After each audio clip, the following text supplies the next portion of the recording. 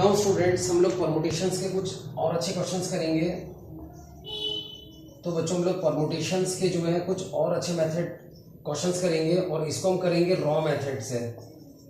और raw method का मतलब होता है, रॉ मेथड को हम लोग डायरेक्ट मेथड भी बोलते हैं। तो इसके अंदर बच्चों पहला क्वेश्चन ये है कि सपोज आपको ना एक वर्ड दे रखा है, वर्ड का नाम है मंडे। तो इसके लेटर्स को ना आपस में इधर उधर जंबल करके और कितनी जो है परमुटेशंस बन सकती हैं। तो इसके अंदर हमें जो लेटर्स दे रखे हैं MONDAY, ये लेटर्स दे रखे हैं। अगर बच्चों उन्होंने हमें ये वर्ड दिया है मंडे, तो इसका मतलब है कि वो हमें जो है ये लेटर्स दे रहा है MONDAY। और क्वेश्चन ये कह रहा है कि इन्हीं को आपस में जंबल करके, यानी इन्हीं को आपस में आगे पीछे करके कितने और जो है वर्ड्स बन सकते हैं। और इसके अंदर में उन वर्ड्स के लिए लिखा जाता है विद और विदाउट मीनिंग, यानी उनका मीनिंग हो भी सकता है, नहीं भी हो सकता है। अपने को तो केवल लेटर्स को आगे पीछे जंबल करना है। तो बच्चों इसके अंदर में जैसा कि इसमें 6 लेटर्स हैं, तो इन 6 लेटर्स को ही हमें आगे पीछे जो है जंबल करना है। और इस वाले के अंदर बच्चों बट ऑब्वियस है कि हम जो है इसके अंदर रिपीटिशन नहीं कर सकते हैं। तो ये 6 है, तो इन्हीं को आगे पीछे करना है, तो 6 प्लेसेस बनाएंगे। तो पहले प्लेस पे देखो, इनमें से ना किसी को भी आगे पीछे रखेंगे तो कोई भी फर्स्ट प्लेस पे आ सकता है। तो फर्स्ट प्लेस पे कितनी चॉइस होगी? फर्स्ट प्लेस के ऊपर बच्चों 6 चॉइस होगी। उसके बाद में इन 6 में से किसी को भी हमने फर्स्ट प्लेस पे रख दिया। सपोज करो हमने n को रख दिया, तो n बच्चों हमारा अब यूज नहीं हो सकेगा। तो इस वाले प्लेस के लिए बाकी में से किसी को रखेंगे, तो इस वाले प्लेस के लिए 5 चॉइस है। सपोज करो इन 5 में से हमने m को रख दिया, तो अब m यूज नहीं हो सकेगा। तो अगले प्लेस के लिए अब 1 2 3 4 बचेंगे, तो उसके लिए बच्चों 4 चॉइस है। इसी तरह से फिर अगले प्लेस के लिए 3 चॉइस, 2 चॉइस और लास्ट वाले के लिए 1 चॉइस बचेगी।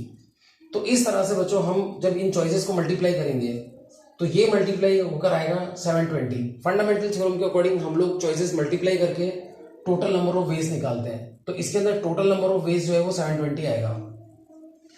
उसके बाद में बच्चों अगर एक दूसरा क्वेश्चन हम लें कि इसी क्वेश्चन का पार्ट, तो इसका बी पार्ट कर देते हैं, जैसे ए पार्ट हो गया।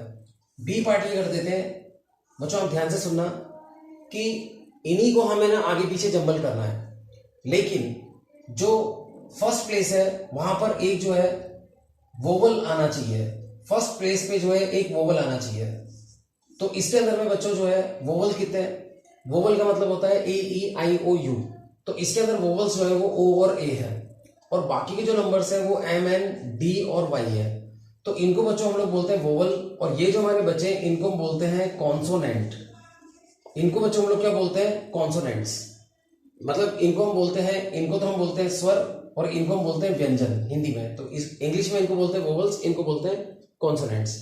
तो बच्चों इन्होंने कहा है कि पहले प्लेस पे क्या आना चाहिए? पहले प्लेस पे इन्होंने बोला है कि पहले प्लेस पे वो आना चाहिए वोवल। तो बच्चों पहले प्लेस में इन दोनों में से किसी एक को रख लेंगे। तो पहले प्लेस पे जो है 2 चॉइस है, क्योंकि पहले प्लेस पे वोवल आना चाहिए। उसके बाद में आगे के प्लेसेस के लिए कुछ नहीं कहा। तो पहले प्लेस पे वोवल के लिए इन दोनों में से एक रखेंगे, तो 2 चॉइस है। सपोज करो पहले प्लेस पे मैंने ए को रख दिया, तो ये वाला जो है फिर इनके साथ बाकी के 5 प्लेसेस पे जाएगा।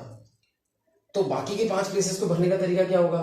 इस वाले के लिए फिर 5 चॉइस होगी, एक रख लेंगे, तो इसके लिए एक चॉइस कम हो जाएगी। तो फिर 4 चॉइस, 3 चॉइस, 2 चॉइस, 1 चॉइस, उसकी तरह। तो जब हम इनको मल्टीप्लाई करेंगे तो बच्चों ये हमारा सॉल्व होकर जो है वो 240 आ जाएगा। आप वीडियो पॉज करके कैलकुलेशन कर सकते हैं।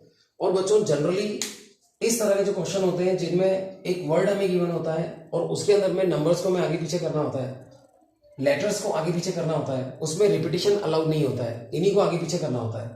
बच्चों रिपीटिशन अलाउ का मतलब क्या होता है? रिपीटिशन अलाउ का मतलब ये होता है कि सपोज करो आपके पास में डिजिट्स है। सपोज करो आपको डिजिट्स दे रखी है 2 3 5 7 और 9।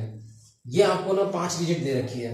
आपको ना 3 डिजिट का नंबर बनाना है। आपको ना 3 डिजिट का नंबर बनाना है, तो 3 प्लेसेस बनाए और इन्हीं में से डिजिट्स यूज करनी है, और रिपीटिशन अलाउ है। तो रिपीटिशन अगर अलाउ है तो उसका मतलब है कि कोई भी डिजिट को हम जो है दोबारा यूज कर सकते हैं।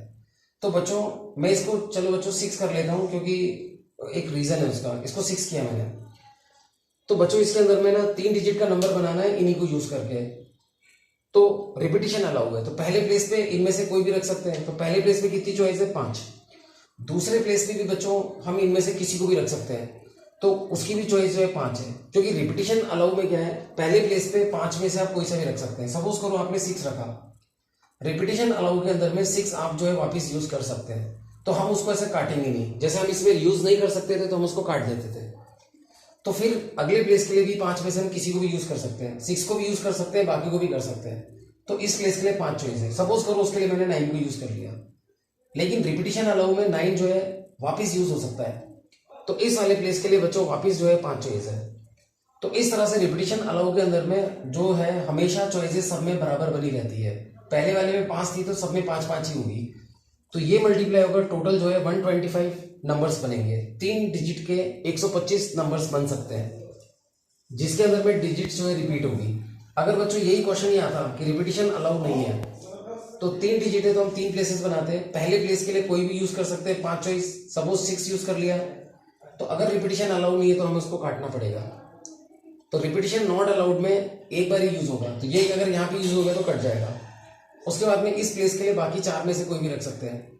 तो यहाँ पे जो है 4 चॉइस आएगी, 4 में से कोई भी रख सकते हैं। सपोज करो ये रख लिया तो ये कट जाएगा। इस वाले प्लेस के लिए कितनी चॉइस है? 1 2 3, 3 लेटर्स, 3 नंबर्स की चॉइस है। तो ये हमने चॉइसेस लिखी है, इनको मल्टीप्लाई यहीं करेंगे तो टोटल तरीका बच्चों 160, टोटल तरीका जो है 60 वेज आएगा। तो इस तरह से बच्चों हम लोग नंबर ऑफ वेज निकालते हैं। ठीक है, तो बच्चों ये क्वेश्चन थे कि रिपीटिशन अलाउ है या रिपीटिशन अलाउ नहीं है। अब बच्चों इसके अंदर में हम कुछ और क्वेश्चंस करेंगे। तो बच्चों हम लोग बहुत अच्छे अच्छे क्वेश्चंस करेंगे, आप ध्यान से देखना।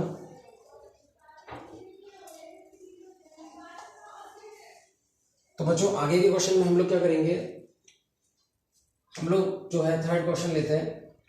सपोज करो एक है ना कंपटीशन हो रहा है, और ये कंपटीशन किसका हो रहा है? रेसिंग का हो रहा है। सपोज करो रेसिंग हो रही है, और इस रेसिंग के अंदर में 10 गर्ल्स ने पार्ट लिया है।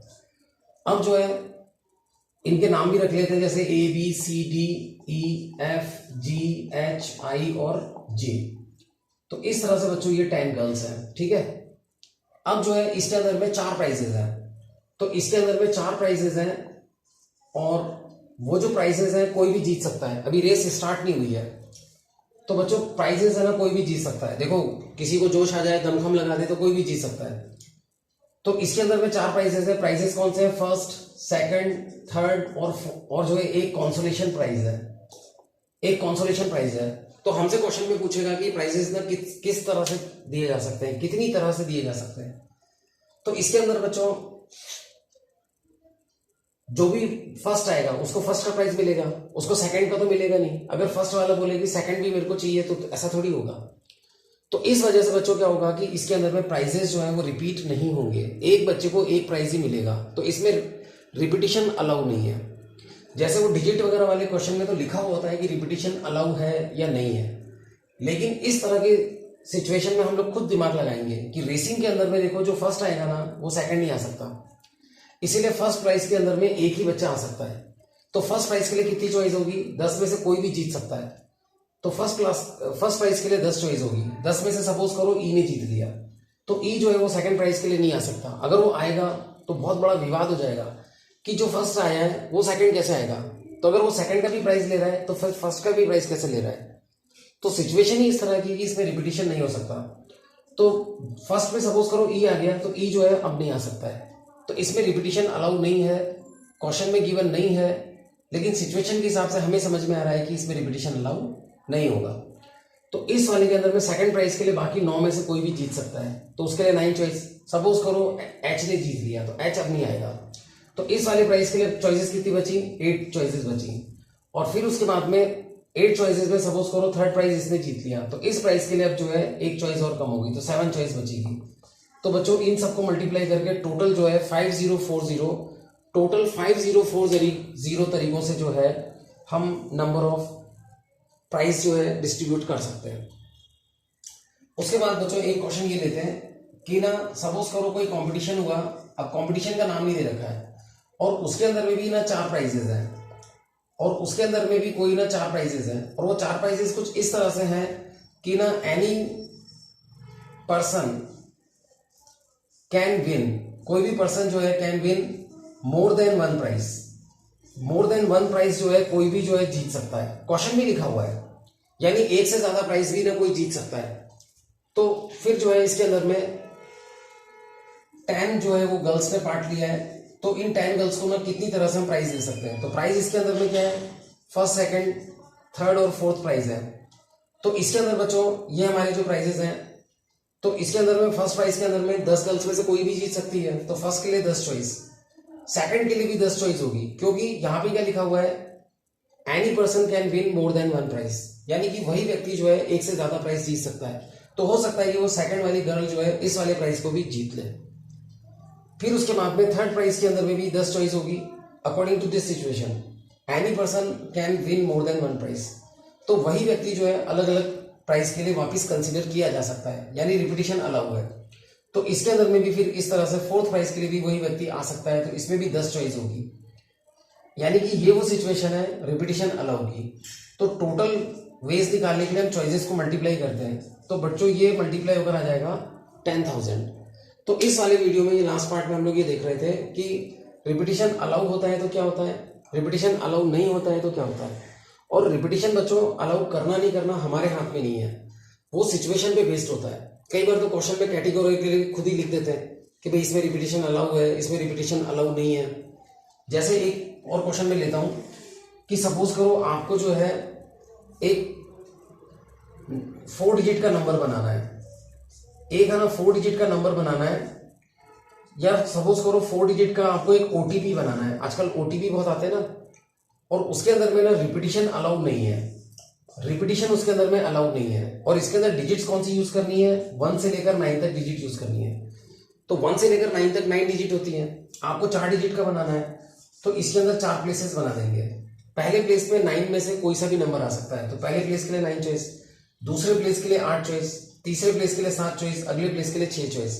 तो इनको मल्टीप्लाई करेंगे तो हमारा total number of ways solve होकर आ जाएगा, जो कि ये मल्टीप्लाई होकर सॉल्व होकर 3024 आएगा। तो अगर हमें 4 डिजिट का एक नंबर बनाना है ओटीपी, और 1 से लेकर 9 तक हमें डिजिट लेनी है, तो 1 से 9 तक बच्चों 9 डिजिट्स होती है, तो उसी के अकॉर्डिंग ये क्वेश्चन किया है। ठीक है।